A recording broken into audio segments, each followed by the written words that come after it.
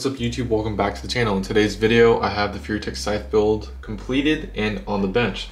It took me a couple months to get to this stage, so I wanted to talk about it and go over it with you guys.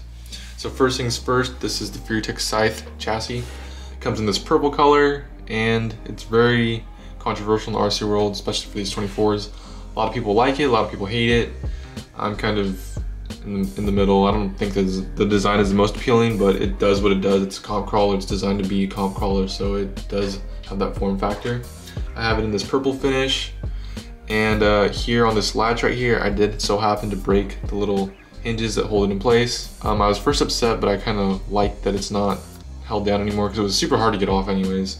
And I think it's just easier to access everything once the latch is broken, so I'm not too worried about it. This chassis was designed specifically for the Furitek Komodo Outrunner motor. As you can see right here, this little notch.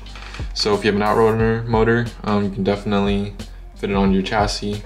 If you don't have an Outrunner motor, I believe you can also run different types. It'll just be a little bit of a tight fit, so you can also do that. Next thing I want to go over is this electronics mess right here, this jumble of electronics. Here I have the Furitek Lizard ESC with the Avatar transmitter and receiver, which I have right here. It's a pretty small setup. You're gonna need it because this Scythe build is really short on space. You're gonna need to save up as much space as you can. Having that micro or that smaller ESC receiver definitely helps out with saving a lot of room.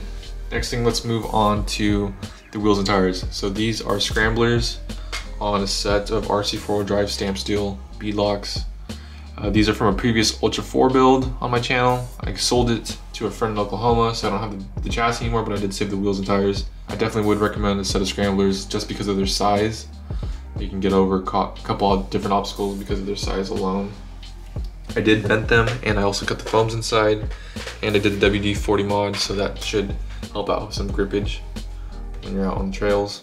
They do have the full send brass wheel weights in them to increase the weight down low to prevent rollover and stuff like that. And I also have the brass hexes on the wheels, and I didn't mention that they are also deep dished, so increase the stance. Next, let's talk about the links. The links are from RC Addiction 19 on Instagram.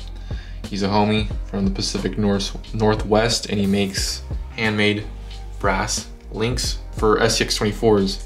So if you're interested in something custom, like I do have on this build, it has an extended wheelbase, so it has C10 rears in the front and it has Deadbolt rears in the rear. So those are extended, those are customly ordered.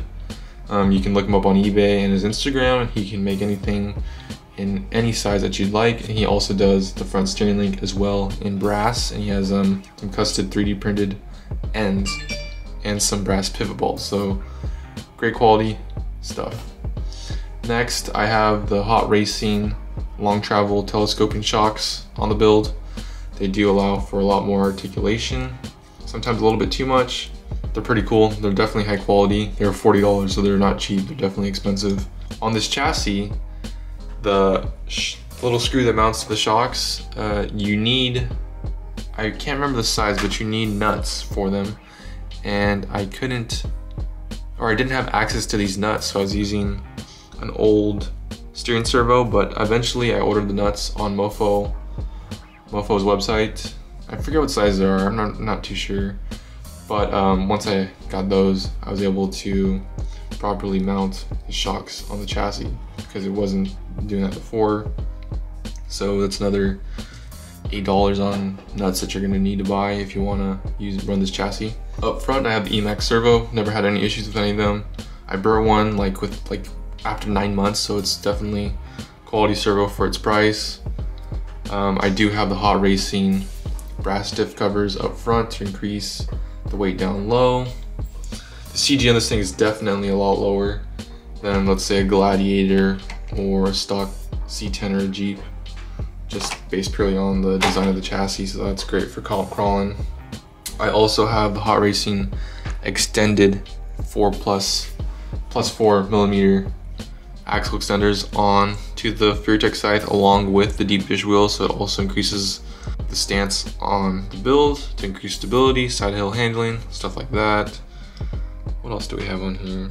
I have stock axles, stock knuckles. I didn't want to go all out and brass everything like most people do. Didn't want it to be too heavy, so that's why I kept the axles and the knuckles stock. It has a stock skid plate. I tried using a trio skid plate, but the holes weren't lining up with the chassis, so that was pretty interesting. An issue that I dealt with, so I had to take it all apart and put it back together with a stock skid plate.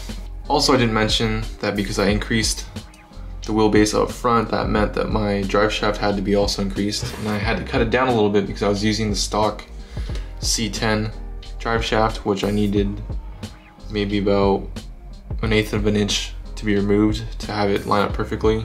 So I also had to do that.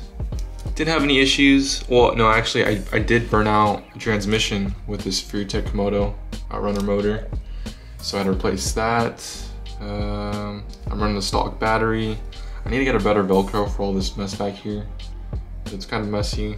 It's kind of sticking out, but it'll do for what it's designed to do. Oh, I didn't mention, I also have the Hot Racing Emax servo mount on there. Did that in a video that should be out pretty soon, or actually it already did come out. So the overall cost of this build is probably a little bit over $500. Luckily I have a bunch of sponsors that help out with the channel and just come out with parts. So didn't really cost me that much, but this is a really nice build, probably the nicest one I have right now, if I'm being honest. I can't wait to see this thing out on the rocks because it's gonna be pretty freaking cool. For now, let's get some crawling in the living room, and then we'll go out in the morning.